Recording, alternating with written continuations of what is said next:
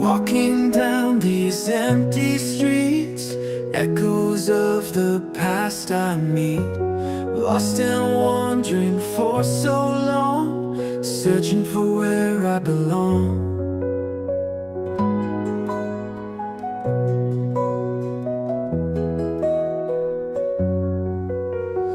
Sunrise breaking through the night, guiding me back to the light.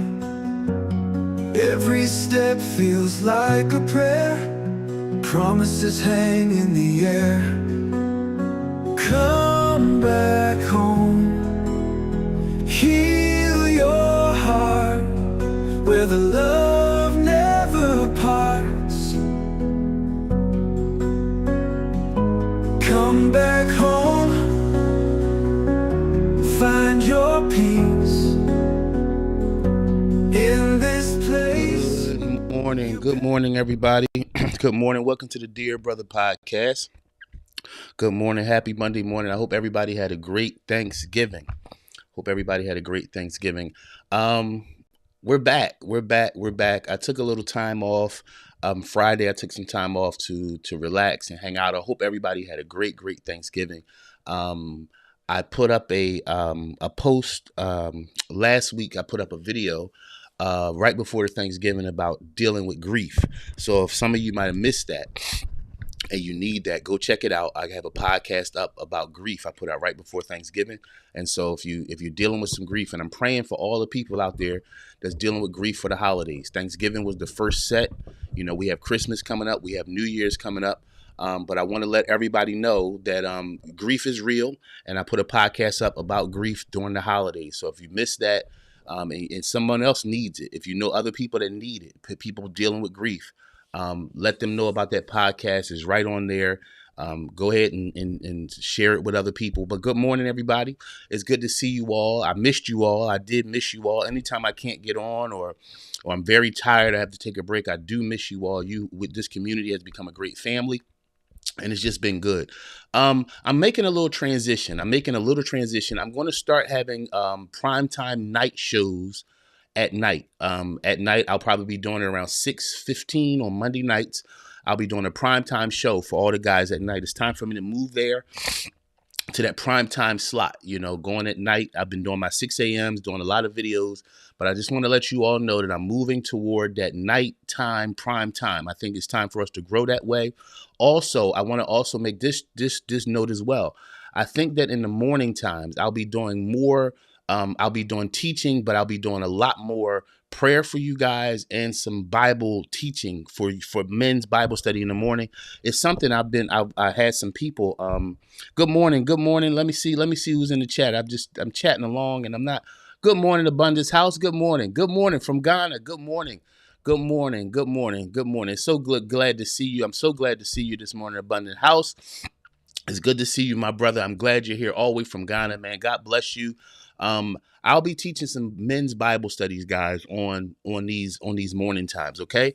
I had a guy from, good morning, Xavier. Good morning, my brother. I had a guy on TikTok, random guy. And he just asked me, he said, man, I'm learning a lot from the podcast. He said, I'm learning a lot from you. Good morning, Shar. Good morning, my sister. I'm learning a lot. He said, I'm learning so much from the clips and things.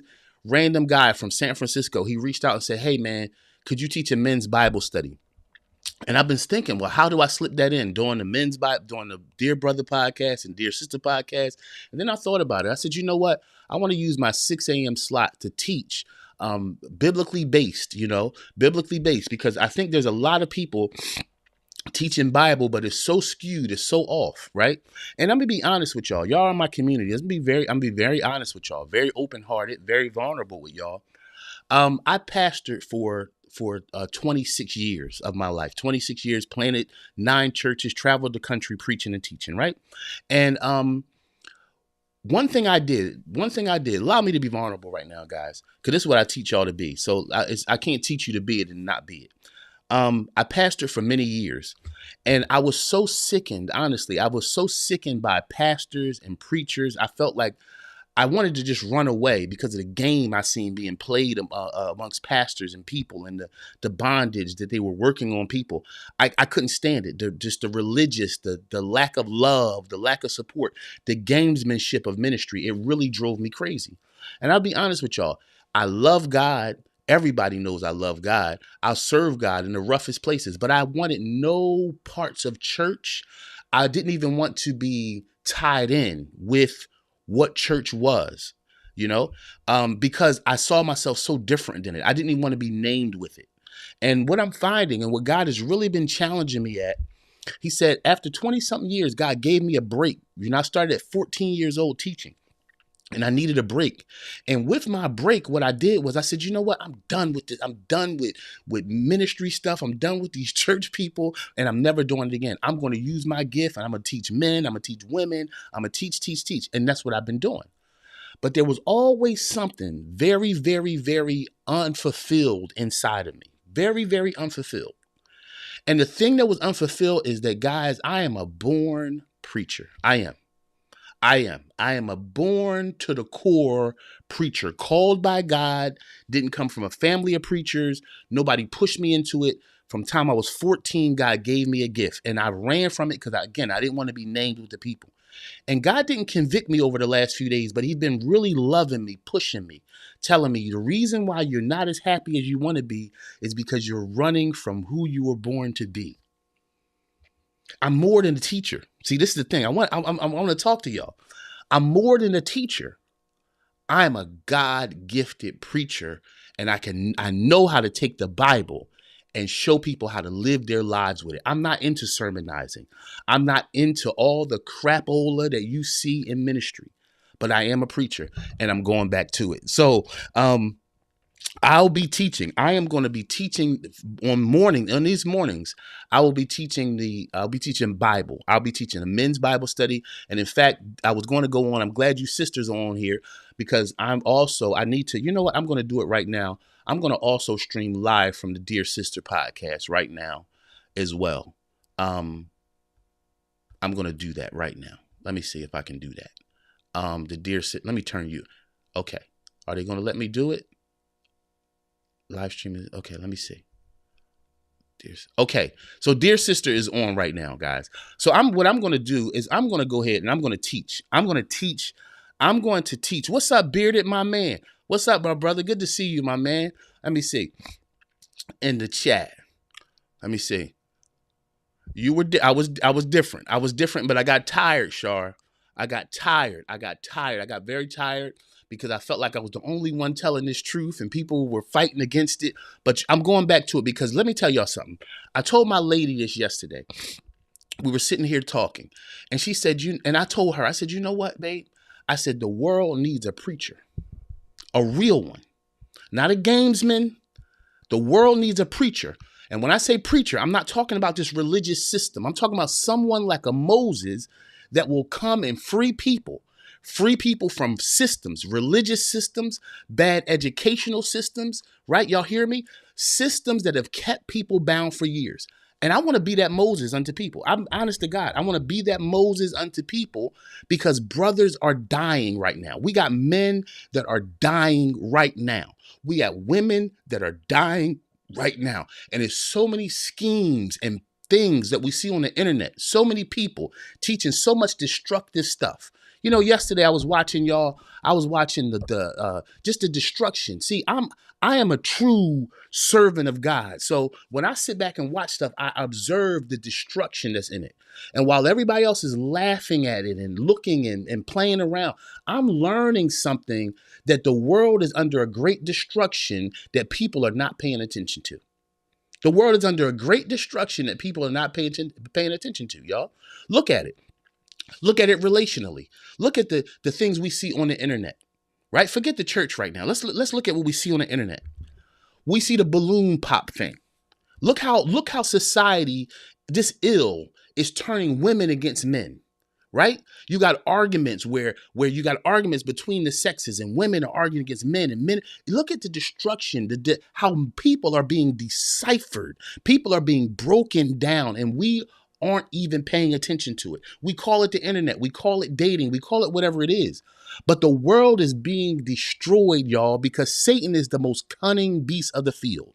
And it is Satan. It is Satan that with all these things on the internet, drawing people's esteem down. Let me tell you something, brothers.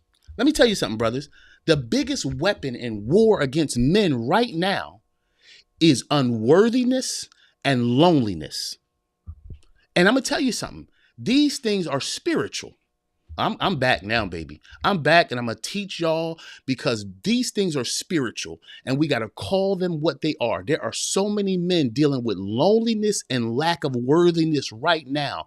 Men are being destroyed and men are being turned into angry men. That's what society is pushing. And I'm here to fight against it. I'm here to fight against it because not only is it happening in the secular world, it's also happening in the secular church. Right? It's happening in the masjid.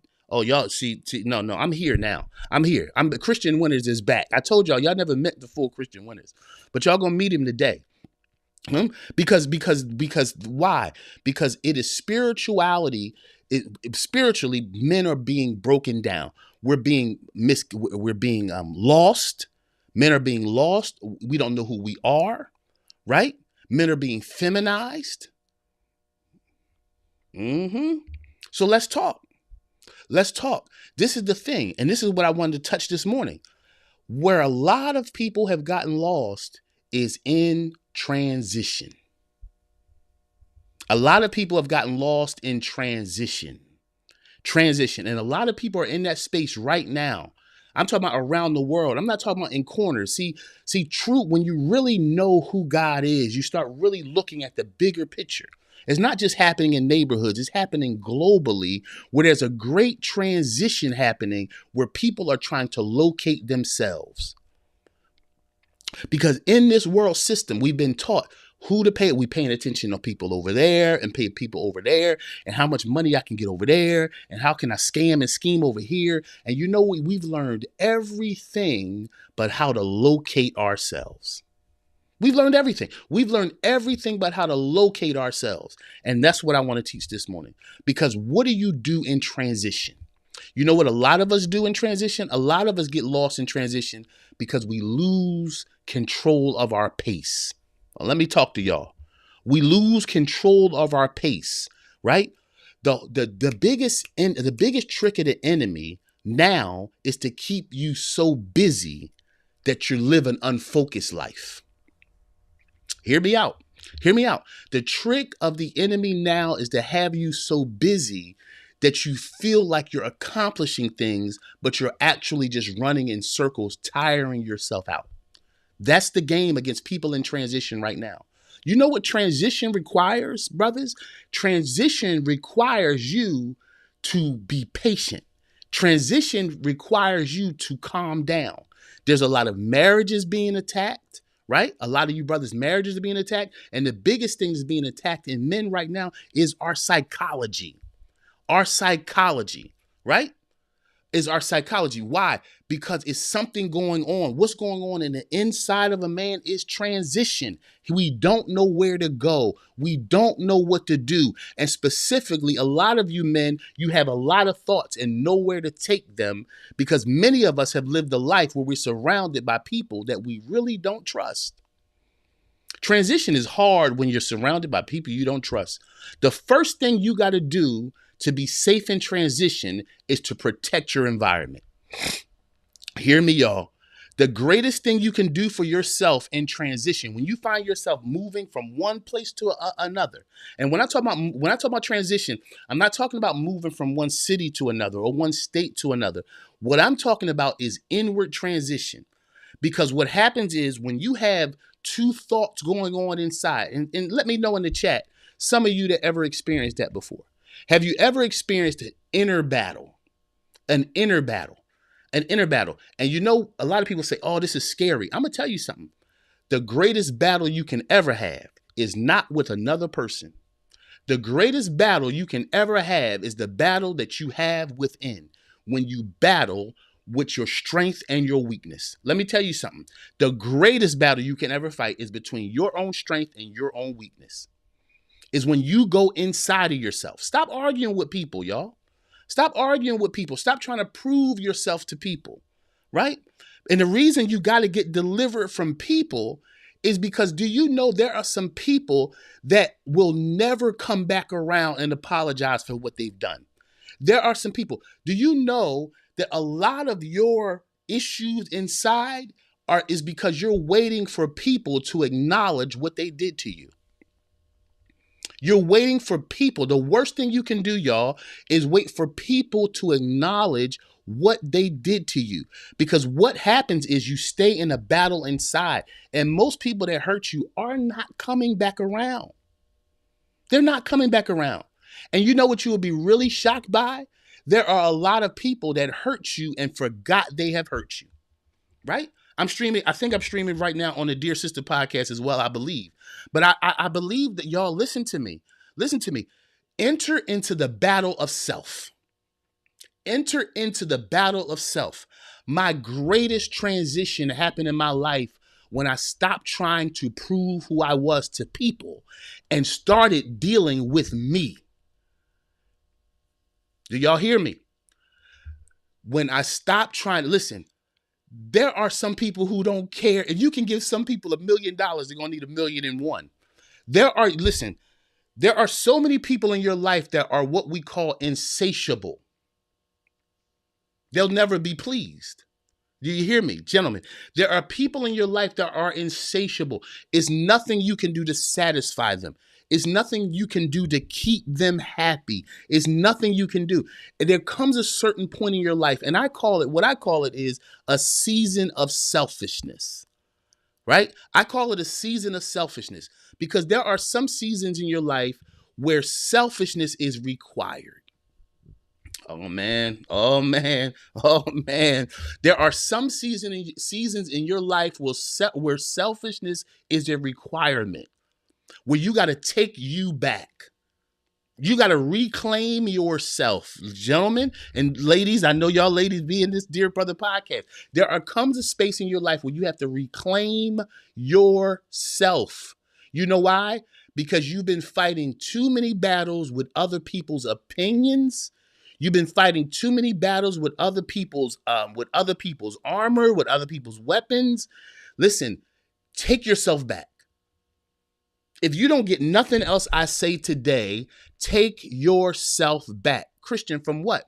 Take yourself back from the fickle opinions of people.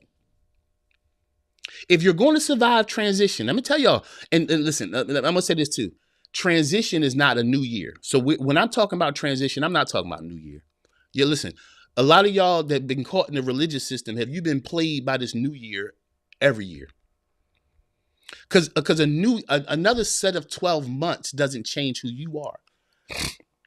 If you want to change the direction and the trajectory of your life, you change your mind. It doesn't matter. January 1st is not a new year. What's today? I don't know what today is. Today is December what? 2nd, I believe. December 2nd, I believe today. Listen, it comes from a changed mind. A day doesn't change your mind. A decision does. Oh, let me say that again, y'all. A day doesn't change your mind. A decision does. Right? So let's talk about this. Let me see who's in the chat. Good morning, Ron. Let me see. I say it all the time. Sometimes selfishness saves sanity. Absolutely. It's called the selfish season. It's called when you have to wrap yourself to protect yourself. Because why? You're most vulnerable in transition.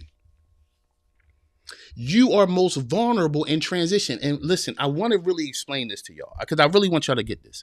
When I talk about transition, I'm not talking about something small like a relationship. I'm trying to lift your conscience today. Breaking up with somebody is not a transition. You probably shouldn't have been with them anyway. All right? Let's stop calling small stuff big stuff. And let's stop calling big stuff small stuff. I'm trying to lift our conscience today. Breaking up with somebody is not a transition. I'm talking about true life transition where you realize you have to make a turn in life and you feel that turn and everything looks like you need to turn. Friendships start looking like you need to turn. I'm talking about transition here, ladies and gentlemen. I'm talking about transition when you know some things need to change and you know that I got to make this turn. The greatest thing about transition, number one, is that you got to be vulnerable. Number two, you got to be selfish. Number three, you got to protect yourself because wolves come in transition. You ever, some of y'all ever decided, you sat back and you said, you know what, I'm going to change some things about myself. And all of a sudden you start getting all kinds of phone calls and everything else. Transition invites the enemy. Y'all hear me? Transition invites the enemy. And let me tell you something. The enemy most times looks like a friend. Now let's get into the Bible now. Huh? Let's get into the Bible now. Because that's what I'm doing on 6 a.m.s. I'll be teaching men's Bible study. That's what I'm doing at 6 a.m. For some of y'all that don't like the Bible, huh? And I don't need a Bible to teach the Bible. I don't got to flip. This word have I hid in my heart. So let's talk about David right quick. Let's talk about David and Goliath.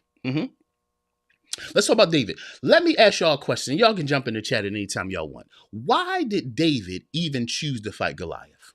I got time today. I don't got to take the baby to school this morning or nothing. Why did David choose to fight Goliath? Y'all jump in the chat. Let me know. I'll keep on teaching. I don't want to give the answer right now. But somebody who's watching, let me know. And it's just a conversation. This is not a test. It's just a conversation so we can get the revelation. That's what conversations do. Conversation gets the revelation. When we all talk. I'm not the revelator. We are. You hear me? But why did David even fight Goliath from the start? Why did he do it? And that time where David was fighting Goliath, that was one of the biggest transitions of his life because he was going from a small place to a big place. Now, come with me now. Come with me. When you are being invited to a bigger place in life, bigger means more exposure. Bigger, when you are invited to a bigger place in life, that is the time you must come more self-aware. Transition in life is not the time to get to know what other people are doing. Transition is the time where you got to tap into you more than you've ever tapped into anything in your life.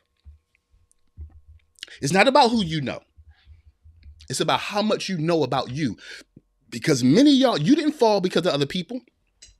You didn't fall because of other people. Most of us get destroyed by our own devices. We get destroyed by our own devices. And I'm going to tell you, the biggest thing that destroys most of us is lack of focus. You got to fix your gaze. Come on. You got to fix your gaze. I'm teaching this. I'm going to teach y'all every morning, straight from the book. You hear me? You got to fix your gaze as a man. You got to fix your gaze. The biggest thing that the enemy wants from you is your attention. He knows that if I can get the attention of a man, let's go back to Genesis. What did he do? How did he get to Adam? How did he get to that man? How did he get to you? No. He's the most cunning beast of the field. He doesn't get to you as a man by just having a conversation with you. No. He gets to know what you like. He gets to know what you're attracted to. He gets to know what breaks your focus. And let me tell you something. The reason why most of you are in trouble is because Satan knows you better than you do. The reason why many of you are in trouble as men, we get in trouble because Satan knows you better than you do, because you won't be vulnerable enough. You won't be vulnerable enough to know yourself. The reason why most of us are afraid to know ourselves is because we are scared of what we might see. We're scared of what we might see. But I'm going to tell you something. Sometimes the scariest parts of you, the scariest parts of you, the parts that you don't want to see, that is where Satan has been tricking you since a child. Let me tell y'all something. Your challenges, gentlemen, didn't just begin. Oh, come on. If he's the most cunning beast of the field, your challenges didn't just begin. Many of you have been carrying this stuff since 10, 12, 14, 15 years old. And for a lot of you brothers, what we do is we put on another character to hide who we actually are. That's what a lot of spiritual leaders do. You put on another character to hide the man, the scared. Oh, y'all got me now. Huh? A lot of you ministers, that's what you do. You hide your pain, the boy pain, by this mask of ministry. That's why you find a lot of preachers don't even speak in their own voice. That's how much a character. I'm not attacking. I'm talking about the subtle beasts of the field right now. You've put on the cloak of ministry to hide the broken boy in you. Huh? Yeah, yeah, yeah. Some of you businessmen, you put on the finest tailored suit to hide the broken boy in you. Yes? Come on. Y'all want to talk? Let's talk about Puff Daddy, Diddy, or We're not gonna knock him. What I'm gonna show you is what got happened. What happened was he was clothed in money, he was clothed in riches, he was clothed in fame, but it was a broken boy inside of him. I'm gonna do a podcast called Satan's Heaven, probably today, actually. Because I'm going to prove that Satan has set up a heaven right here on earth called stardom, called fame. And a lot of people are chasing it and they don't even know what they call success is really Satan's heaven. And it's not just Hollywood. There's a Satan heaven in the church realm. There's a Satan's heaven in the educational realm, and everybody's clawing and gripping to become somebody except themselves, because really the way up is actually down. Oh man. The way up is actually down. And this is the problem. This is why some of us will never reach our highest potential as men and as women, is because we don't want to lose. Let me see who's in the room. Good morning, Jess Clark. Good morning, my sister. Yeah, we don't want to lose. If you're going to be excellent, you gotta lose. You can't see. We've all decided what we want to be. We've all decided what we want to have. You know what we haven't decided? What we're going to lose. Because transition is something else. And the reason I'm teaching this morning is because I've been up since 2:38 this morning, and I sat and I pondered, and I really felt the weight to really teach what to do in transition, the power and courage you need in transition. Because that's where a lot of you are. You're not recognizing yourself because you're changing. You're changing. You're changing. You don't know what to do. You're changing, and family is different. Things are different. Some of you are getting more. This is what's happening. Many of you are getting more sensitive spiritually. You're getting more in tune with what's going on around you. You're not going crazy. You're getting more attached to yourself. Come on. Because the greatest attachment you can have. Listen, we live in a world where everybody wants you dependent on something, whether it be a drug, a person, whether it be sex, whatever it is. We live in a world where it's the pull is to be dependent upon something. What I'm trying to do is bring you back to you and be dependent upon yourself. Now, I know a lot of you religious people are going to attack me and say, no, I'm just dependent on God. No. He fearfully and wonderfully made you. He wants you to know you. He wants you to depend on you. You got to get to know yourself in transition. Is the safest place you can be. So let's talk about David. Let's go back to David. David was on. Oh, let me answer this question because I don't see nobody answer this question. I was asking y'all why David went to fight Goliath. And some of y'all didn't answer the question because you're trying to come up with a spiritual answer. And the answer ain't spiritual. Let me talk to y'all, gentlemen. David had a girl problem. David liked the women. Yeah, David liked the girls a lot. And y'all go back. Now, y'all ain't going to believe me, especially y'all religious folk. But y'all go back, read your own scripture. The Bible says David only went to fight Goliath because the king offered his daughter.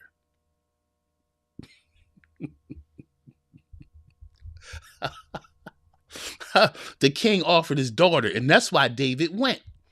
David went out there to fight Goliath. David was small. See, because again, we over spiritualize humanity.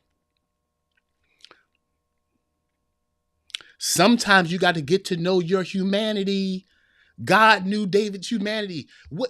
How am I going to get him to fight this giant? I'm gonna offer him what he like. I'm gonna offer him a woman.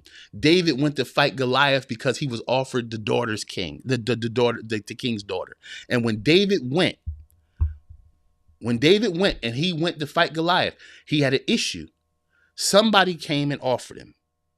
Saul came to offer him. He said, David, here's my armor. Here's my armor. Now let me tell y'all something about transition.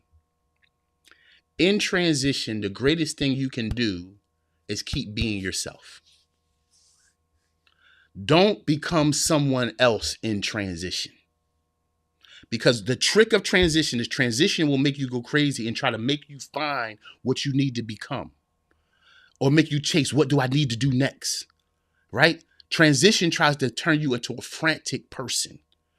What I need to do? What do I need to fix? Where do I need to go? Another job, another vision, another, and that's the job of transition. Transition is to try to throw you off. And so Saul came and said, hey, this is what you need to fight this next battle. You know what you need to fight the battles in your life? You need you. You need you. You don't need just self-help book. You don't need to listen to another Christian Winners podcast. You don't need another sermon from your pastor. You don't need another Friday at the masjid. No, you don't need another Sabbath. Y'all hear me? You don't. No, what you need is you need self-awareness and you need strength of thought. Self-awareness and strength of thought. If you're going to make it through transition, you need self-awareness and strength of thought. That's how you get through the turning of life. When you realize I'm changing, I'm different. And many of you right now are being called to be something different than what you've ever been. You feel it. You feel it's almost like, let me leave my weaker self, just like a snake would leave old skin, right? It happens. It happens. And you got to embrace it. You have to embrace it. When you feel, my brothers, when you feel the need to change, embrace it. Go with it, because you're being prepared for something bigger. You're being prepared for something bigger. Then the reason why you got to really pay attention when you're transitioning from a small place to a big place, I'm talking about mentality, right? And some of you are even, a great door is about to open for you, and you need to be ready for that door. Why? Why? Because if you aren't a grounded if you're not a grounded man, if you haven't grounded yourself, if you haven't decided who you are,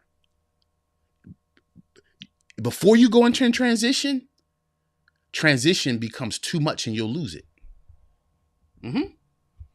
Look at it. Look at all the fallen stars and fallen preachers and fallen people. This is not a knock to them.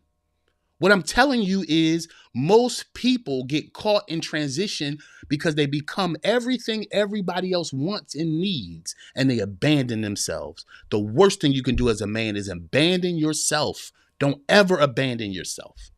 Let me see. Let me put up Dear Brother Advice. I'm going to put this up now because I know that a lot of you, and for you sisters in the room, I know some of you sisters in the room, I'm going to drop something for the sisters today. But I'm going to put up Dear Sister, the advice as well. For some of you that are in transition, trying to figure out life in transition, you can put something in the Dear Sister, that you can put something in the advice, and I'll answer every advice question before I leave today. All right. You can throw something in the chat if you need advice on anything, and I will address it before I leave today. Because there's some people that are absolutely in transition and you're trying to figure it out. Right. So what do I do? What do I do in transition? I go inward. Right? Because this is what a lot of us do. Let me say this. In transition, you're not supposed to know what to do. In transition, you're not supposed to know what to do. You're supposed to find out while you're in it. Because what is transition? Transition is taking me from what I'm used to doing, used to being, used to hearing, and used to responding to. Transition is leaving everything I'm used to. That means in order to leave everything I'm used to, I have to turn to something I'm not used to. And that can be scary for a lot of you. But this is the thing. For the things you say you want to be in life, for the things you say you want to accomplish in life, you can't be the same person that you were. You can't. Listen, hey, you can't have the same friendships that you had. There are some people that came with you that can't stay with you for where you're going in life. Y'all hear me? There are some people that came with you but can't stay with you for where you're going in life. And your success is going to be contingent upon what you're willing to let go of. I'm going to say it again. Your success is going to be contingent not upon what you gain, but what you lose. What are you willing to lose is the real question of success. It ain't what you're going to gain, right? Because that's what we're taught. Oh, it's the connections you make. And then there are some connections that will completely destroy you. The greatest connection you can make is with yourself. And what are you willing to lose? Are you willing to lose some things that were there for you? Because let me tell you something. Let me explain this to you. Israel, when they came out of Egyptian bondage and they got to the gate of the promised land. A lot happened in between there, but let's just talk about the promised land, because every one of you have a promised land in your life too. Your promised land is your greatest dreams. Your promised land is your greatest desires. Your promised land is what you want to become, right? Every one of you have a promised land. But let me say this to you. The person you had to be to come through the wilderness is not the person you need to be going in the promised land. The things you needed to come through the hard parts of your life will destroy you in the greatest parts of your life. The people that were with you some of the hardest parts of your life will destroy your promised land. The greatest thing you can do is start to look around and assess, do I still need all the stuff I have with me where I'm going next? And a lot of times the answer is absolutely not. You do not need some of the things. You do not need it, right? It's like hoarding, right? You ever seen the show Hoarders, right? And you know what we say? Oh my God, how in the world do these people's house look like this, right? How do these people look, right? But guess what? Some of you have a great clean house. There's nothing in it. You ain't hoard, but you hoard people. You hoard emotions. You hoard negative thinking, right? You hoard what people said 10 and 15 years ago. You hoard the opinions of people, and that's what shackles us. That's what shackles us as people. What will they think? Who gives a damn what they will think?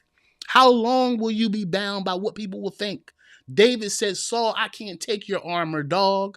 What always worked for me was my hands, these stones, and my slingshot. What are you saying, Christian? Don't let transition change you. Lean into transition. Don't let transition change your tools, your weapons. Be yourself. Be yourself. Let me see who's in the chat. Thank you, Bearded.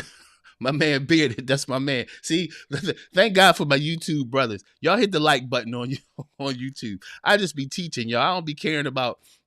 That's how I was when I was pastoring too. I didn't never invite people to join the church. I didn't care nothing about that. I care about what I'm trying to give y'all. I'm the same person now that I was then. But hit the like button. Thank you, Bearded. Bearded reminded me. Y'all hit the like button. Hit the like button. So the question is, what you gonna do in transition, y'all? Who you gonna be? Who you going to be in transition when times get rough? Who you going to be? Are you going to become what are you going to become what you're going through? Don't become what you're going through. Be who you are. We live in a very, very weird time right now, and everybody's trying to figure out what to become. Become you. Become more you than you ever have in your life. Become more you than you ever have in your life. Do you hear me? Become more you than you ever have in your life. Listen, y'all, I'm a spiritual man. I'm a spiritual man. I'm not a podcaster. No, let me talk to y'all. I'm not a podcaster. I'm not a content creator. I'm a spiritual man on a computer. Listen to me. I don't need no title. I don't need a title. I don't need any of that. I don't need any fanfare. I had it all and gave it all away so I could tell the truth to you, to my brothers and to my sisters. We live in a troubled time, and it's not time. I know this is going to throw y'all off. But I don't care because it's truth. Because this is what y'all do in transition. You close your eyes and pray. And what you should be doing is looking up and focusing. Because a lot of times what y'all call prayer is really fear to look into your future. Oh, teach, Holy Spirit. Teach, man. Listen, this is what I'm saying to y'all. A lot of y'all are hiding behind your spirituality. You're hiding behind your spirituality when your spirituality is actually a weapon for your future. As a man and as a woman, you have a weapon to look into your future. And that's why even your own Bible says, get up off your feeble knees. And it says, start walking toward where you got to go. If you want to be spiritual, then go. Oh, you want to be spiritual, then go. You're hiding behind, you're scared. That's what you're doing. You're scared. You're scared as a man. You're scared. You're scared to tell your wife how you really feel. Oh, y'all got Christian winners now. I told y'all never really meant to fool me. I started podcasting back in July. Y'all ain't never really meant to fool me, but you got me now. You're scared to tell your wife how you really feel. That's why your marriage is falling apart. You're scared to tell her she hurt you. As a man, you're scared. You're scared to tell her. You're scared to tell her that what your fears are. You're scared. You're scared, so you just pray about everything. You hide behind scriptures. No. You know what spirituality is? Standing up. Getting off your feeble knees, standing up and saying, this is who I am. This is who I'm going to be. This is where I'm going in life. A man with purpose is unstoppable. A man with purpose is undeniable. A man with purpose doesn't take on the armor of another man. He holds on. My weapons might not look good to you, but they work. They work. They work. Don't change. You ladies that are listening, don't change because you lost love the first time. Don't change.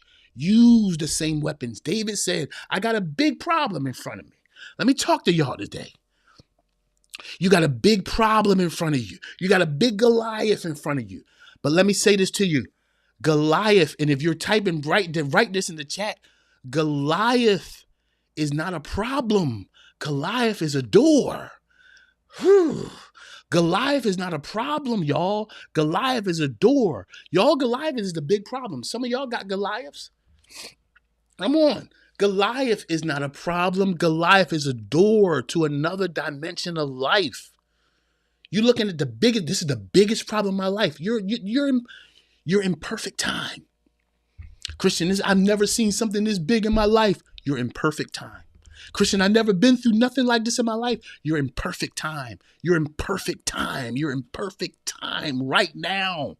You're in perfect time because big problems mean big opportunities. And this is the problem. This is why I tell you, stop, get out your feeble, scared prayers and open your eyes and focus. Because if you stare into your Goliath long enough, you'll see that he's not just big. He's a big, giant door. He's a big door. What do you want next? The things you're praying for is behind that door. It's not time to turn your back and cut and run. It's time to be more of yourself than you ever have in your life. Let me see who's in the chat. Let me see. Bearded, complacent, and comfort. Yes. Right? Because many of us, we get comfortable. Let me put that back up because that's a good point, Bearded. We get comfortable in our weakness. Right? You know one word that drives me crazy, y'all? I'm be honest with you. One word that drives me really crazy is the word healing. I'm going to lose the whole room now. Everybody going to go now. Healing. Do you know there are some people that have been healing for 20 years? If you're healing for 20 years, then you're in a process that will never get you where you got to go. Healing comes from decisions. Decisions decide. Decisions decide healing. Y'all hear what I'm saying? Listen, I'm not here to debate it. I know somebody would debate, oh no, heal. But this is the thing. For some of y'all church folks, how many healing conferences have you been to? especially for some of y'all women, because I think I'm on the Dear Sister podcast right now. How many healing conferences? Every year someone's bringing a healing conference to you, and some of y'all go to a healing conference 2 and 3 times a year. At some point, you're getting played, not healed, because what's happening is even y'all church folks, they teach y'all wait on healing. Nobody teaches the power of decision making. You know what Adam had? Adam had the power of decision making. And guess what else? God trusted Adam. Adam didn't have to trust God. Uh-oh. No, Christian, you're going too deep now. No, you bugging now. No, I'm not. You haven't paid enough attention to the scriptures. Why am I blurry? They trying, come on, camera. You haven't paid enough attention to the scriptures. God trusted Adam. What did he tell Adam? He said, Adam, here's a blank canvas. Go name everything. I trust you. Don't ask me what to name anything. Don't ask me anything, bro. I've empowered you. See, this is the most subtle beast of the field with men. We got to get back to the place where God trusts us. Because the goal wasn't for us to trust God. The goal was for him to put a man in the earth that he trusted. And you know what happened? We lost trust in ourselves. You don't trust you. Because that's what life's mistakes will do. Life's mistakes will make you not trust you. As a man, it makes you not trust you. You married the wrong person. You don't trust you. You fell in love with the wrong person. You don't trust you. You made the wrong financial move. You stopped trusting you. And you're like, oh, God, I need you. No. God is saying, no, I need you. I need you to trust you again. Oh, yeah. See, I ain't talking. This ain't for church folks. This for Bible folks. Let me see. Beard it. I was telling a brother, be who you are going to be, no matter what. Stay focused and committed, convicted to your mission, your cause, and that's to be better for one another. Absolutely. That has to be the cause, right? That has to be the cause. Let me see. Jessica C., good morning, my sister. Change your perspective about the giants in your life. Absolutely. Goliath is a door. Goliath is a door. Goliath is a door. Come on. Goliath is a door. The biggest problem in your life is a door. How are you looking at it? How are you looking at it? But maybe, y'all, maybe the goal isn't how you look at Goliath. Let me, let's go. Maybe the goal is how you look at yourself. Maybe Goliath ain't the John. Maybe the goal is how you see you. Maybe we staring at the giants instead of staring at our tools.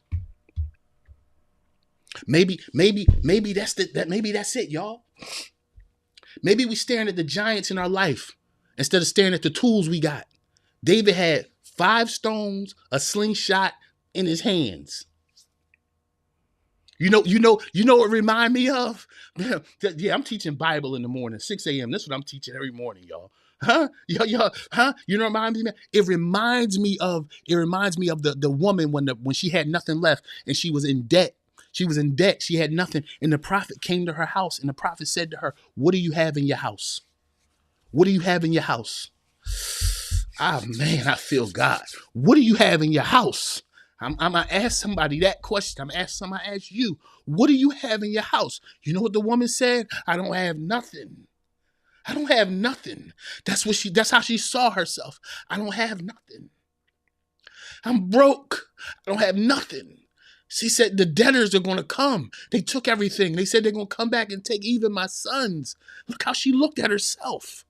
She looked at herself and said, I'm nothing. That's our problem. We're looking at the giants in our lives and then we look at ourselves and say, I'm nothing. I don't have nothing. And the prophet asked her again, what do you have in your house? See, she said again, I don't have nothing. I'm nothing. He asked her again, what do you have in your house? See, it's something about 3 dimensions. 3 dimensions. That's why he asked her 3 times. He had to get past her mind. He had to get past her will, had to get past her emotions into her spirit. Ooh. If you're ever going to go anywhere, you got to ask yourself 3 times, because your mind will say, I have nothing. Your will would say, I'm broken. Your emotions and say, look, I'm too broken.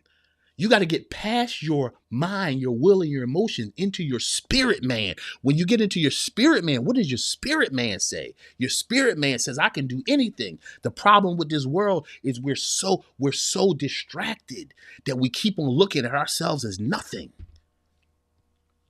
Oh, come on. That's your problem. Your problem ain't what's in front of you.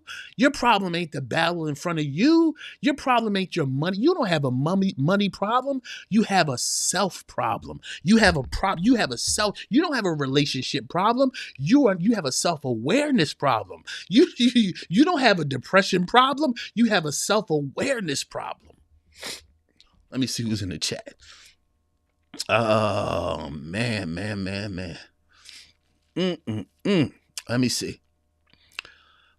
Okay. You heard yourself lie. You don't trust you. Yeah. Yeah, you don't trust you.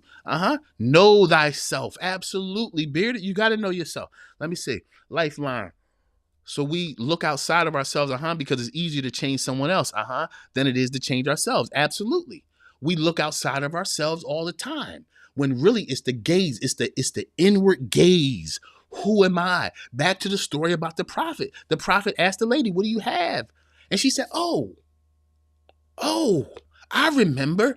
She says, I have a little tiny bit of oil. I got a little tiny bit of oil. Just a little bit. And what she did, what was she doing? She was saying, my problem's so big and my answer's so small, that she didn't consider her answer because it was so small. This is what I'm saying. When you look at the big problem, you look at yourself and say, I'm too small. No. What did the prophet tell her? He said, oh, you got a little bit? She said, yeah, it's not much, but it's all I got. That's what I want to drop on y'all this morning. That's what I want to drop in your heart this morning. When you look at yourself and you look at your bills and you look at yourself and you look at your relationship issues and you look at yourself and you look at your family issues and you look at yourself and you look at your job issues and you say, that's too big. You know what you got to say? It's not much, but it's all I got. And that's enough. Y'all hear me? That's enough. What you got is enough if you can hold on to it, if you can gaze at it. So what did David do? David didn't gaze at Goliath. He looked at his slingshot and his stones and said, this works for me. I'm on camera. My camera won't focus on me today. Right? He was not stuck staring at his problem. Let me say this to y'all. Don't get stuck staring at your problem.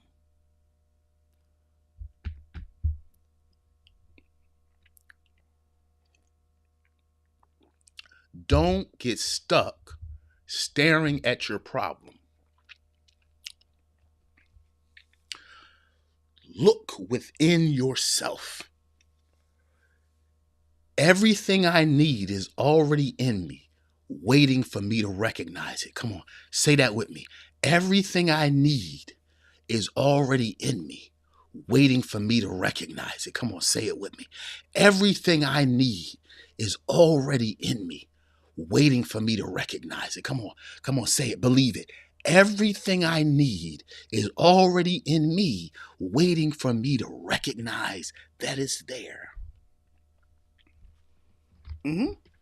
The strength you're looking for is in you. What is going on with my camera today, y'all? It doesn't want to focus on me. There you go. Everything you need is in you. Brothers, everything you need is in you, waiting for you to recognize it. Y'all hear me? Everything you need is already in you, waiting for you to recognize it. Stop looking around.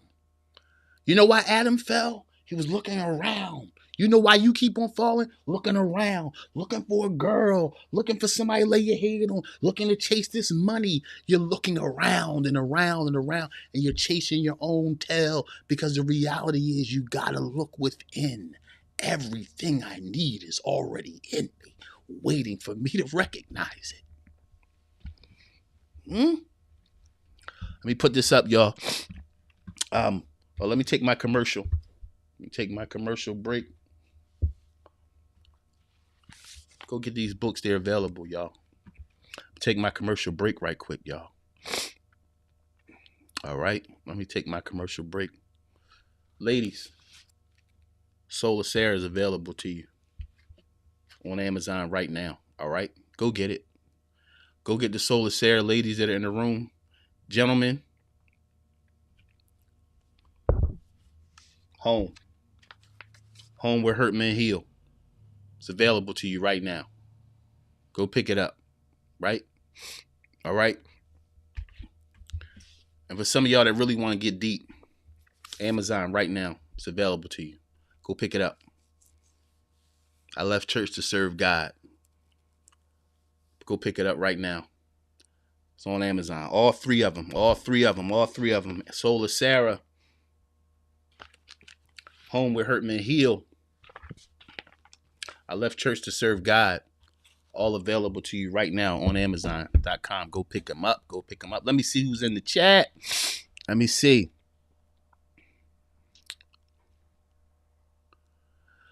Don't get stuck staring at your problem. Look within yourselves. Absolutely. Let me see. The message was for me today. Jess C. Bless you, my sister. I'm glad you were here. I'm glad you were here. Lifeline. Amen. Let me see. Everything I need is already in me. Excuse me. Waiting for me to recognize it. Absolutely. You're aligned to everything we need. Yeah, y'all got it. Y'all got it. Yes. Y'all got it. Y'all got it. Vision is within you, Lifeline. It's within you. Yeah, absolutely. Absolutely. Vision is within the people. Vision is within the people. So transition. That's what we're dealing with today. Transition. How are we dealing with it? We're dealing with transition today. Because listen, y'all, we live in a strange moment. Right? We live in a strange moment. Transition is happening everywhere. The thing is, don't become what's around you. Don't allow yourself to become what's around you. Right? This is another thing I need y'all to do. I need you, especially you gentlemen. I need you to start really embracing your uniqueness. Because the curse of comparison is trashing a lot of people. The curse of comparison. And listen, social media is driving it. This is the reason why a lot of us can't get past our giants. Because we're comparing our giants to other giants. We're comparing our skills to other. Listen, the greatest thing you can do right now is to embrace your unique strengths and abilities. Because I'm going to tell you, you might like someone else's garden, but you might not be able to stay in the weeds. Mind what's yours. Mind your vision. Mind your strength. Understand your weaknesses. This is how you prosper, right? Because comparison is a curse. It comes to get you always looking at everybody else and not yourself. Let me tell you something else. This is another trick where you're always helping people understand what they're going through and never attaching yourself to figuring out what you're going through. Again, it's a trick of that most subtle beast of the field. Have you so busy that you feel like you're accomplishing things, but you're an unfocused person. And the trouble that's going on now, the spiritual heaviness that's in the world now, you got to be self-aware more than ever. Right? So learn to embrace your strengths. Don't compare your strengths. Embrace your strengths. Right? Because in times of transitions, don't adopt other people's strategies. No. You didn't get through here by no accident, right? You made it here with your own strengths. You made it here. Don't trade out who you are. Don't trade out who you are. You were fearfully and wonderfully made. You're not trash. I don't care who said it. I don't care what family member said it. I don't care what ex said it. I don't care what trash spiritual leader told you was less than. You weren't born for them. You were born with a problem to solve on this earth. You wouldn't even be alive if it wasn't a problem for you to solve. That's why you can't get caught up in other people's stuff. No, you got to focus on who you are. You were born with a problem to solve. You're not just here to come, be born, and die. You were born with a problem to solve. Look, y'all remember this game, Pass the Secret? Y'all remember that game, Pass the Secret? I think it was called Pass the Secret, Pass the Story, whatever it was. And the originator, so like say I started the game and it'll be a circle of people. And then I would say to the person, whatever, Pass the Secret, I would say whatever in their ear. And then that person would say it to the next person, and they would say it to the next person, and they would say it to the next person all the way around the circle. And usually, by the time that the story got back to the originator of the story, the originator would say, what in the world happened? How'd y'all get that out of my story? Do you know it's the same thing with life? When you were born in this world, there was an idea about you. There was a God idea on you. There's a God purpose on you.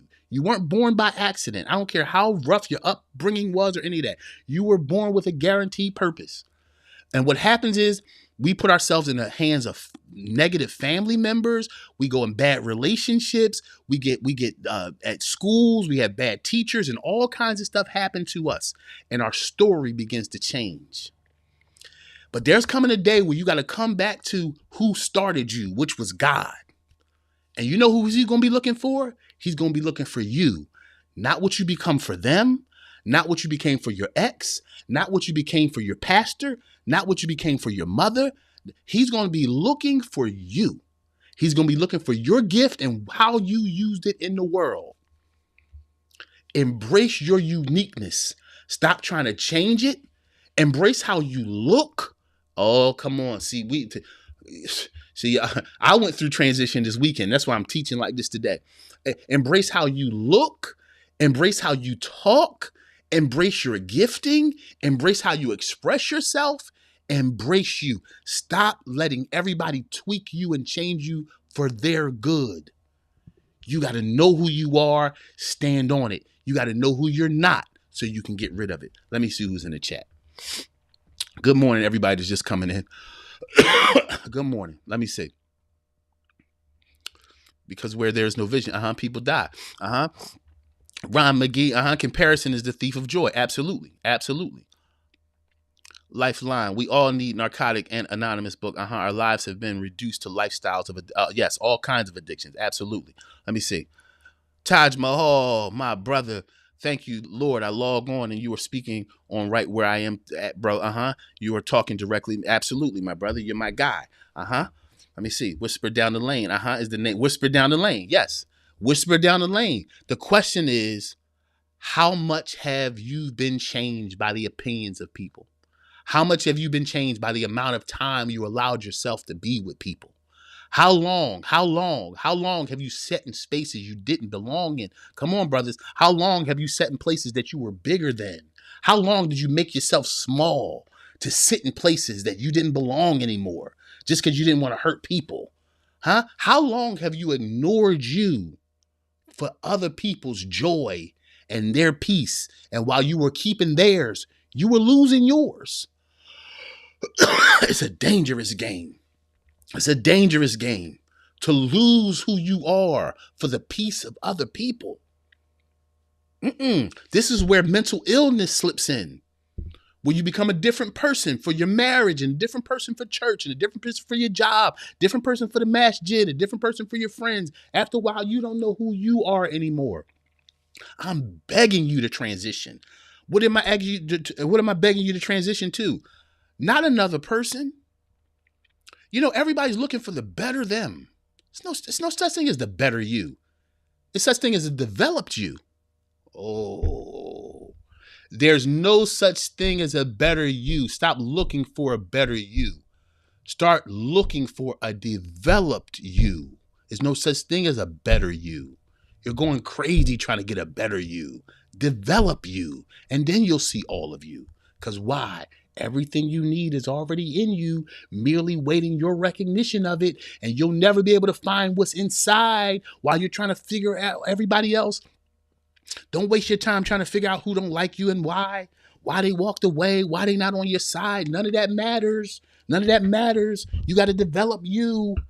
You got to develop you for the work you were born to do.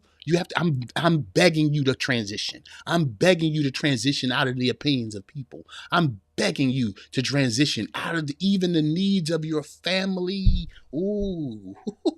I'm not talking about you husbands that got wives and children. I'm talking about y'all who still being played by auntie and uncle and cousin and all of them.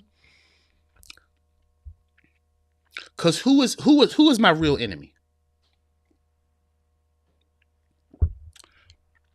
My real enemy is thieves of my joy and my time.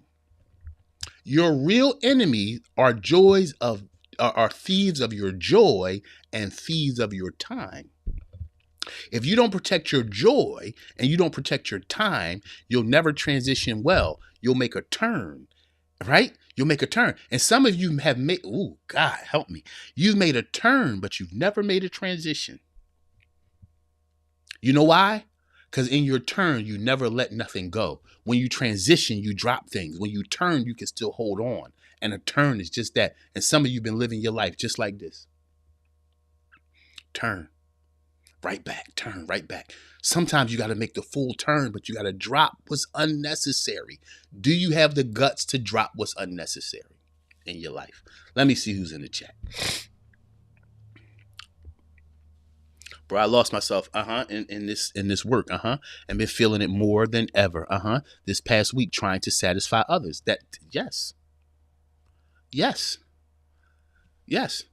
You know why? It's where I started. I started out talking about Saul, talking about Goliath and David, right? Here you go, Taj.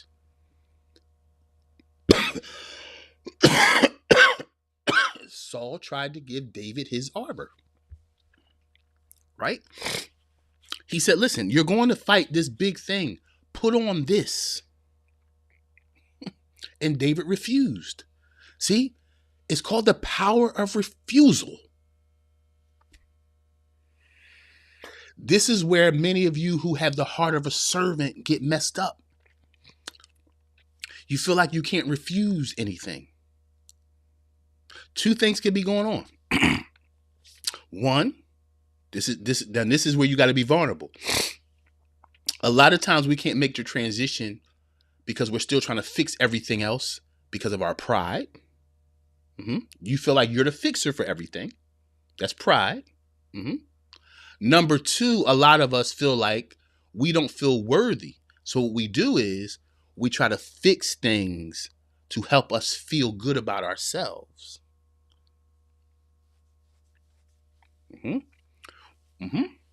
Yeah.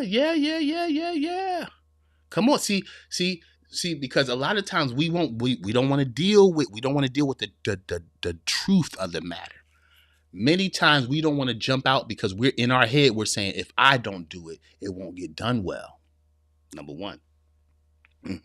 And number two, when you haven't been recognized enough for your work, a lot of times we'll work as men, we'll work so that someone will say, man, right? But that's also a brokenness in ourselves. Oh, see, we got to deal with this, y'all. We got to deal with this. Because look, it's easy to blame everybody else. See, but that's what I'm talking about. In transition, when you having power and courage to transition, it's all about you. Nobody else has the wheel to the car. You got the wheel. In fact, ain't nobody else even in the car when you're transitioning. It's just you. It's you deciding. Because let me stick there for a minute. Decisions decide. Somebody write that in the chat. Decisions decide. Y'all folks on Facebook, please go over to YouTube. Go over to YouTube, either the Dear Brother Podcast or the Dear Sister Podcast. All right? And hit that like button, okay? If you're on YouTube right now, hit that like button. It lets YouTube know we got something good going on, and it sends it to other people, all right? All right? Decisions decide. Absolutely. It's decisions that decide. It's not your emotions. Some of y'all waiting on your feelings to decide. Your feelings are fickle. Your feelings change too much. You can never decide from an emotional space. And if you do decide from emotional space, you'll never be sure. You'll never be sure. You'll never be sure. You can't decide from an emotional space. Let me tell y'all. I was on dialysis when I got when I decided to get divorced. Man, I was on dialysis. I was on the dialysis machine, and my wife at the time was talking so crazy to me. And mind you, I'm on dialysis. I'm pastoring two churches. I'm still traveling the country while on dialysis. My my um my my secretary was setting up dialysis in other states so I can go teach and then get dialysis while I'm in them states. I'm trying to look for the. I hope I can find this picture, but I was on dialysis, y'all. Here I am, married, hadn't been married that long, but I looked and realized she was talking to me crazy, being all kinds of mean, and I'm like, I'm trying to be like the good husband and like, oh, I understand, honey, but then you know what, y'all? I looked at my arm, and I got two needles coming out my arm, blood coming out both needles. I'm 160 something pounds. I'm dying on dialysis, and my wife is treating me like trash. And I looked at my arm, and at that moment, I didn't think emotionally, like, oh, that's my wife, and I need to be nice to her no matter what. I looked at my arm, and decisions decide. I said, there's no way that I'm sitting on dialysis, dying at 30 something years old, still pastoring and paying every bill that come our way and taking care of my 4 kids, and somebody treat me like this. And I got from that dialysis machine and I went straight to the courthouse that day and filed for divorce and custody. You hear me? Because decisions decide. If I had stayed emotional, I wouldn't be sitting here with y'all right now. I literally was on my way to the grave and had a person I was married to that was trying to help me get to that grave. You hear me? And I say these stories because some of you are in similar situations, even if it's not a physical sickness. Some of you are on the edge of your mind. You're on the edge, and you're still allowing people to sit on your last nerve. You're still allowing people. No. You have a right to refuse. You have a right to refuse. You have a right to refuse. You have a right to refuse people using you. You have a right to stop. You have a right to stop. You ministers out there, you have a right to stop. You teachers, you leaders, you have a right to stop. Because if you don't stop, you'll collapse and those people will find somebody else. Trust me, you're not that important. You're not that important. You think you're so important to people? Trust me, they already know where they're going to go when you collapse. If I got any pastors listening to me right now, you all stressed out, you having heart issues and all kinds of issues. Those members you're dying to keep, they've already visited the church they're going to go to when you fall or die. Y'all out there dating these toxic women, she already knows who she going to go see when she's done with you. All those people that want to borrow money from you, they already are dialing the next number when you don't answer the phone. Trust me, people already know their next resource. Stop letting your pride keep you in a place where you're being constantly torn down. You have a right to refuse. And in transition, you refuse everything because you need you like never before. When you're turning a curve to go somewhere else, you need you. You need you. Let me see. Hit the like button, y'all. Hit the like button on YouTube, y'all. Hit the like button. All right. Let me see. Thank you, my man Bearded. Decisions decide. Had to get a divorce from my preacher husband. Had to go. My life, my very life depended on it. I get it. My life. Listen. See, I'm going to do a podcast this week, y'all. I'm telling y'all. Maybe Friday. Let me say it. Camille's in the building. I didn't do my relationship podcast on Friday. Y'all know Friday's Relationship Friday. Friday I'll be talking about abusive relationships, y'all. And I'll be one of my primary points to talk about the abusive woman on Friday. So y'all come hang out with me. I'm probably do 2 shows that day. Probably do a primetime show too, but I'm going to be talking about abusive relationships.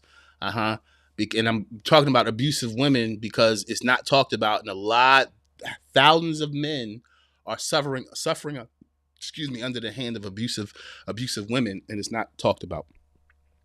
But anyway, in transition, y'all, listen, let me see if I can find this picture, y'all. I'm sorry, if I can't find it fast, I'll leave it alone. But I just wanted to show y'all the picture of, I can't find it right now, and I don't want to waste y'all time. But anyway, transition, y'all. Transition is important. So in transition, one of the biggest things is embrace your unique strengths, right? Next thing is this. Challenge conventional thinking. In transition, when you're in transition, challenge conventional thinking. Conventional thinking is how people think you should think. That's one of the most dangerous places you could be. When people are surrounding you saying, this is how I think you should think. Challenge that. You know? Because a lot of you could have been greater places in your life, but you listen to people that told you, no, just stay and be here and this and that. Challenge conventional thinking. People think you should think this way. Why? Right? Why? We're not as free as we say we are. We're not as free as we say we are, because we're always bound by what other people are thinking or feeling, right?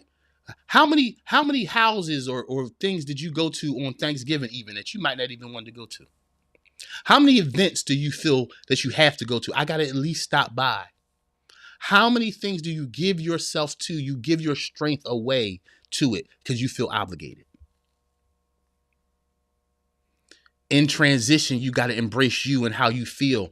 In transition, you're going to hurt other people's feelings. In transition, you're going to have to develop a powerful no. In transition, you're going to have to not feel what people are saying because you'll never make the turn. Some of you are 10, 15 years behind your turn.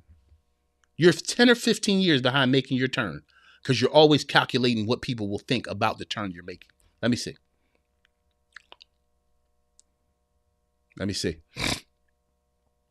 Decisions Yolanda. Yes. Okay. Let me see.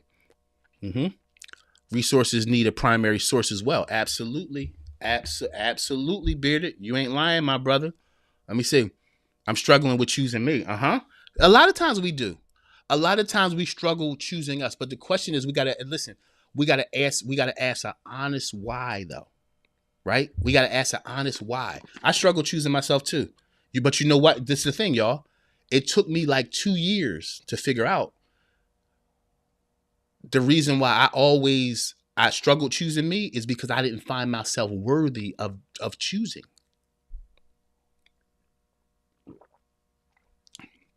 Again, I started teaching and traveling and stuff at 14 years old. My life has always belonged to other people. My life has never belonged to me, right? So it was very hard to choose me, because I didn't find myself worthy. And a lot of you out there, the reason you don't choose you is not woe is me. See, yo, we straight shoot on this channel. It's not woe is me. A lot of you don't choose yourself because you don't feel worthy.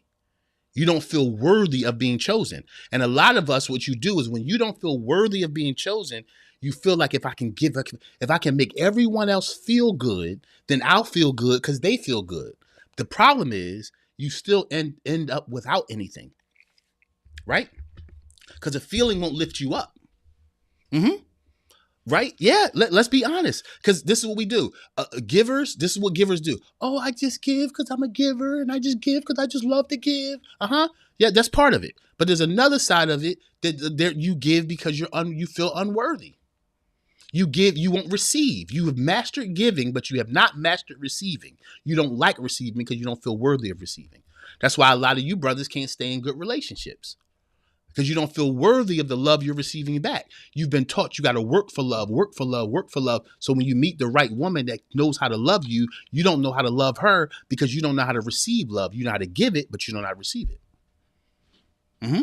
And a lot of us stay in horrifying relationships because we feel like that's why a lot of you end up with terrible women as men that really love to give. You wind up with a terrible woman because you don't know how to exchange. You don't understand the power of exchange. You just know how to lift somebody up and encourage somebody, and and you know how to make her feel good about herself, and and the whole relationship becomes about her, and none of it's about you. And it starts off with you not feeling worthy of love. So we need to stop celebrating that.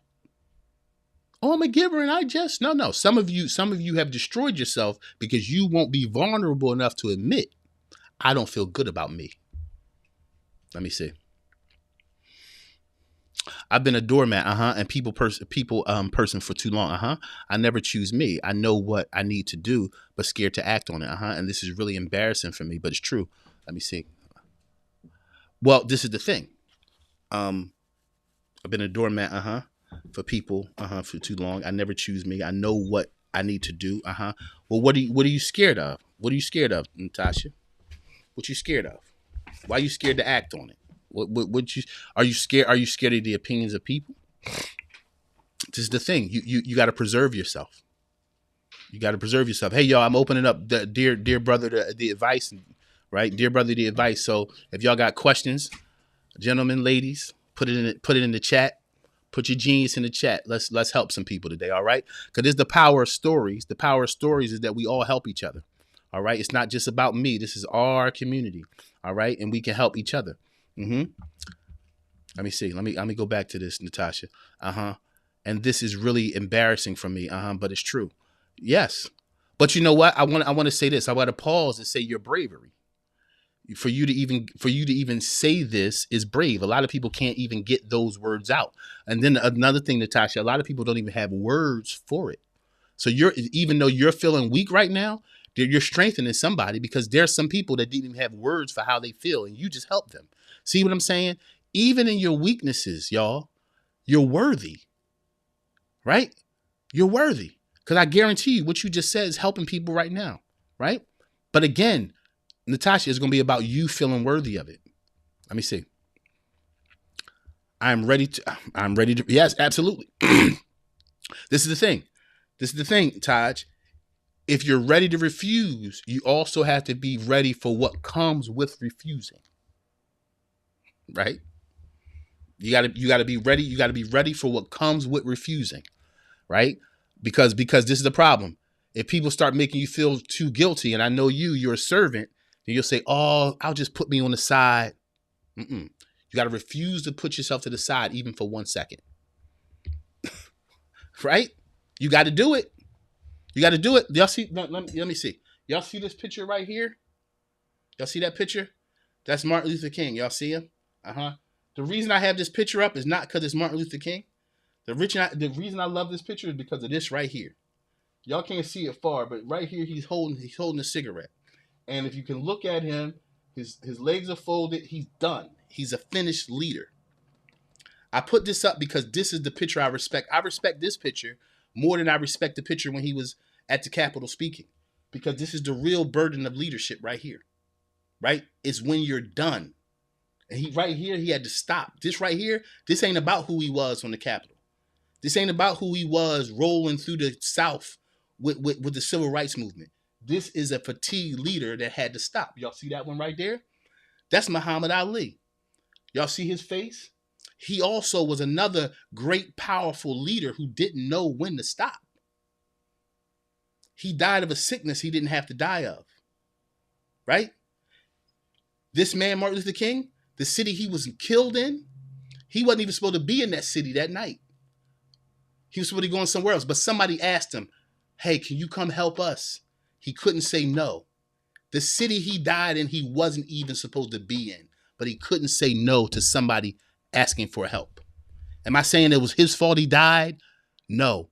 What I'm saying is, if he said no, he wouldn't even been in the city where the bullet went off. Do y'all understand what I'm saying? You understand what I'm saying now, Taj? The right to refuse will save your life. The right to refuse will save your life. Let me see. Natasha, I never felt worthy, from my parents, in which I brought into my marriage. See, that's the thing. This is why I tell y'all all the time, when we deal with relationship, we got to stop thinking, oh, the ex. No. Your problems didn't start with your ex. Your problems started with what you saw growing up. Your problem started with what you saw growing up. I'm talking to people in transition today.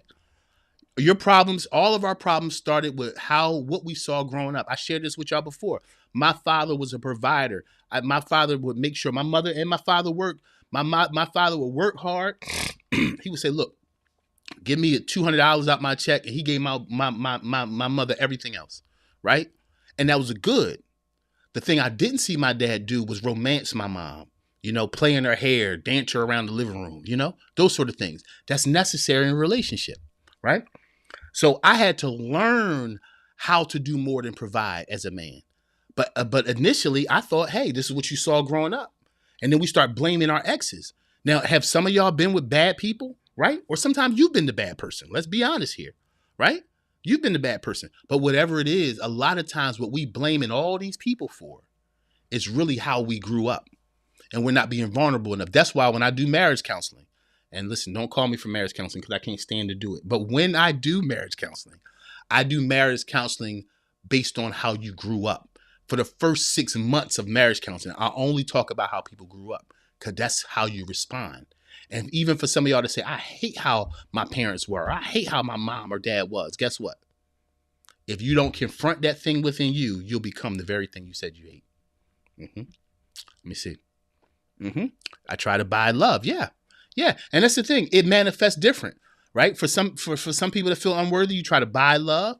Some people that feel unworthy, you try to just use intimacy for love, whatever it is. We all have a different way, but when you feel unworthy of it, all of us have a different D-rug. If y'all know what I'm saying, I can't say it on YouTube. You all have a different D-rug a different way you go about it. Whether it's money, whether it's intimacy, whether it's becoming a doormat for somebody, all of us have a way when you feel unworthy. Let me see. She's strengthening herself. As well. As well. You are no longer embarrassed because you share it. That's very good, Bearded. You see what I'm saying? That's what I'm saying, Natasha. The fact that you shared says you're on your way. You're not, embarrassment says I ain't gonna say nothing. You part of a hell of a community here, my sister, and we care about you. I'm proud of you. Let me see. Yes, a finished leader. That need to be a whole nother podcast. Hey, y'all on YouTube, hit that share button, y'all. Hit that share button. And all y'all on Facebook, y'all listen, we've been on for an hour and 26 minutes. Y'all got 4 minutes. Everybody on Facebook, you got 4 minutes to go over to YouTube, okay? On the Dear Brother podcast. I believe I'm on the Dear Sister podcast right now, too. Let me see. Am I on the Dear Sister podcast? No, I am not on the Dear Sister podcast right now. Go to the Dear Brother podcast, everybody. If you're on Facebook right now, go over to the Dear Brother podcast, okay? Yes, a finished leader. See, this is what we need to talk about this because again, transition. We don't talk. How do you transition out of being a finished leader? Right? Some of y'all married, you're a finished wife. Some of you guys, you're a finished husband. You're just going through the motions. How do you redeem yourself? You got to go through transition. A personal transition, right? Again, number one, how do I get to transition? I embrace my unique strengths. I stop talking down on myself. Number two, I'll be back to the chat in a minute. Number two, I have to have faith in a higher purpose than the one I'm on, right? Number three, challenge conventional thinking, right? Don't live how other people say you should be living and think how other people say you should be thinking. What do you need in life? Because you matter, all right? Let me see. Let me get back to the chat. Natasha, let me see. It's really the unknown. I don't like change. I deal with what I know. I should let go just because I don't want to face the fear of change. I literally be dying inside and drowning. Yes. This is the thing. A lot of us die in what we're used to, right? But this is the thing. What's the fruit of it? That's the question you really got to ask yourself, Natasha. Even though you're used to it, what's the fruit of it? Even though you're used to it, what's the fruit of it? Sometimes, dear sister, it's better to walk in the dark. Sometimes it's better to walk in the dark than it is to walk in a failure you understand. I'd rather pursue a success I don't understand than to walk in a failure I know what's coming. See, that's the trick of the mind. The trick of the mind, it gets used to it. I was watching Club Shay Shannon Sharp's podcast a few weeks ago, and it had a lady on there, a comedian, and she was saying, her name was Miss Pat. Miss Pat said her boyfriend punched her in the middle of the face and blacked both of these eyes. She looked like a raccoon. And she said when she looked at him through them blacked eyes, she said, now I realized he loved me. And Shannon said, what? He said, yeah. She said, because my mama taught me that if a man don't put his hands on you, he don't love you. You see? The mentality that she was used to abuse. And she it's called abnormal use. You know, the word abuse is made up of two words, abnormal use, right? This is the thing. And I want to say this. I want to speak directly, especially to some of you ladies here and you gentlemen. I do want to speak that. Let's speak to, because emotion, let me speak to all of us. A toaster is to make toast in. You don't try to cook a steak in a toaster because it's not the purpose of the toaster. In fact, you'll damage the steak and you'll damage the toaster trying to do something it's not purpose for. If I try to cook a steak in a toaster, it's called abnormal use. Abnormally using the toaster. Don't allow someone to come in your life and abnormally use you.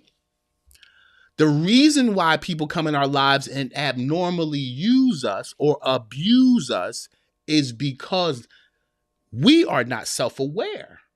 See, it's very easy to blame the abuser. Uh-oh. Oh, see, you got to go to another podcast to blame everybody else. I'll be 45 years old on Saturday. Y'all understand what I'm saying? And I've been through too much in life, and I don't even have the energy to blame nobody else. Y'all hear me? We talk straight on here. I don't care what nobody else did to you. Why? 10% of life is what happens to you. 90% is how you react to it. I got to come on, camera. I'm trying to show off my tattoo. Right? But again, 10% of life is what happens to you. 90% is how you react to it. Let me say it again. 10% of life is what happens to you. 90% is how you react to it. It doesn't matter who, it doesn't matter. Don't put yourself in a position of being abnormally used. Let me see. Okay.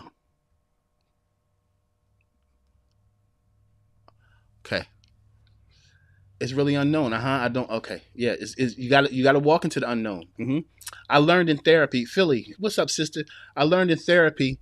Hey, y'all, everybody on Facebook, before I go into Philly's comment, everybody on Facebook, please go over to YouTube, the Dear Brother Podcast right now. Like, subscribe, and share. I'm going to cut off Facebook in about a minute or so, okay? I'm going to give you a minute to go on over to YouTube, the Dear Brother Podcast. Hit the like button, subscribe, and share, all right? And for some of you sisters, I also have the Dear Sister Podcast. All right, you can go over there and do that. But to connect with this show in the next minute or so, I'll be cutting off Facebook. Everybody on Facebook, please go over to YouTube.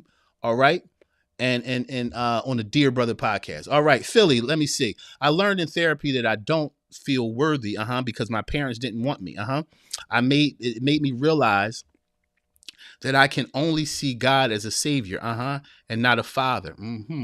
It affected my relationship with God. Absolutely. Absolutely. See, you see, that's another thing. That's such a brilliant point as well. And I used to teach about this a lot in my church. Was that a lot of times your parents are the first image of God, especially your father. Your father is like the first image of God to you, right, in your household. And if you had to work for that love or felt unworthy of that love, or that love came in a mean way, it will definitely affect your relationship with God, right? And it affects your relationship with you. But this is the thing. I know your religious folks is going to kill me right now. But getting to know yourself is getting to know God. He made you. He made you a certain way. Right? See, they don't teach you this in church because they don't want the focus to be on you. Many church leaders want the focus to be on them and what they need you to do in their church. The focus should be on you, right? Even your Bible says Christ in you, the hope of glory. I ain't going to stay on there long, but I just want to let y'all know that. You got to study you. Studying yourself is worship. Woo! Getting to know this creature God made is worship. It's more worship than lifting your hands and saying hallelujah. I'm telling you right now, to study the creation is more worship than anything you do on a Sunday morning. Oh. Ooh. Yes. To study the creature God made is more worship than any song you can sing or your hands being lifted. To know what God invested in you is pure worship. Run tell that. Let me see. Good morning, good morning, good morning. All right, Facebook, I'm cutting off Facebook. Please go over to YouTube right now, everybody, the Dear Brother Podcast. All right. All right. I also grew up in a household where I never saw my dad show my mom any gestures. I feel you, bro. Like you mentioned, so now I feel uncomfortable doing those types of things. Okay. I get you. This is what you got to do. You feel uncomfortable doing those type of things. Okay. Let me tell you where the discomfort was. The discomfort was in your house growing up, where your mom wasn't able to feel that. Okay. So now I feel you saying, I feel uncomfortable doing those type of things. Right. Guess how your mom felt that your dad wouldn't do those type of things. Your mom felt uncomfortable in a marriage where she probably wasn't receiving that dance in the kitchen, or that hug, that arms around her waist while she cooking. Right. That probably hurt your mom. Right. That probably made her uncomfortable. As a married person, don't put your spouse through what your mom went through. See, it's all about perspective. See, your original perspective is, hey, I didn't see it happen, so I feel uncomfortable doing it. But take your eyes off you for a second. Put your eyes on how it made your mom feel not to receive it. You don't want to live a life where your bride feels uncomfortable like your mom did. So get uncomfortable, bro, so you can make your wife comfortable. Thank you so much for sharing, bro. That's big, brave, and bold. I really appreciate you sharing that. Thank you so much. Let me see. Oh, that's wonderful. Natasha, she said, thanks everyone. I love it here. That's their community, y'all. That's our community. Let me see. Blessed in the building. Amen. Thank you, Blessed. Thank you for coming through. Everybody hit the like button. Let me see. Queen, change is the only thing constant and consistent. Absolutely, Bearded. Absolutely, my brother. Let me see. All right. Yes, Mike. Absolutely. Yes, Pastor Mike Burwell. Good to see you, brother. Yes. Studying yourself is worship. Listen, y'all, if I was fearfully and wonderfully made, then studying myself is worship.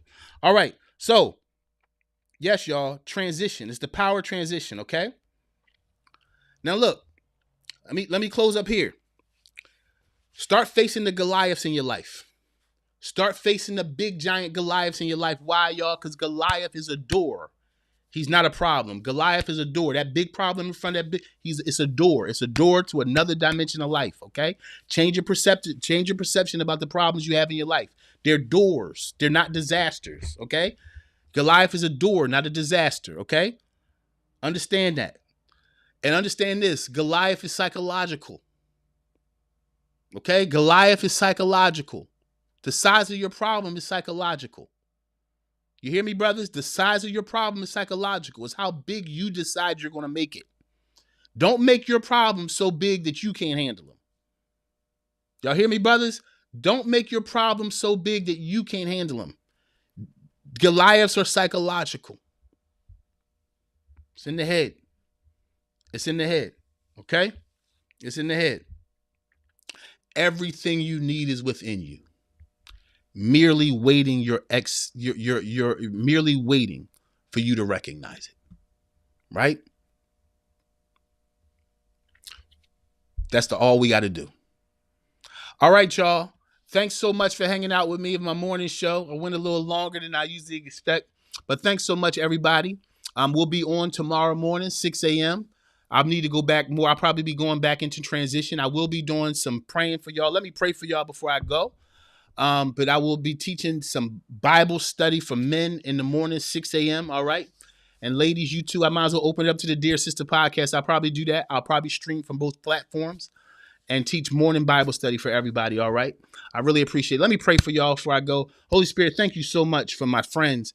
Thank you for my brothers and my sisters who come on every morning. This is our morning gathering to understand ourselves, to get in touch with ourselves.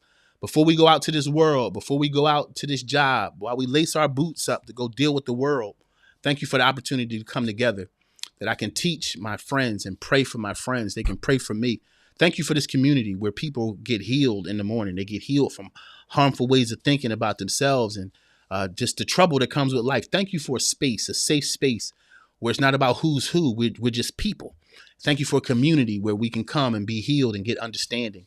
Thank you for my brothers and sisters. Now I declare a great day in their lives. I declare a great walk today. And the greatest thing I need, Lord, for them today is for them to see themselves as they are. I pray that you would give a lot of them the power to start dismissing negative thinking that comes from other people. I pray that you would give them power to overthink negative thinking that's kept them bound. Today, I pray for transition in their lives, a full transition, not a half turn, but the transition that calls for them to let things go. I pray they will walk in it with boldness. I pray that they will walk in it with no fear and no shame and no compromise. In Jesus' name. Hey, y'all. Thanks so much for hanging out today. Remember, you matter. You matter to me, but you got to make sure that you matter to you. And as we always say, y'all can say it with me. Say it with me. Yesterday is history and tomorrow is a mystery. All we got is right now. What you gonna do with it? I love y'all. I see y'all in the morning and I'm out. Peace.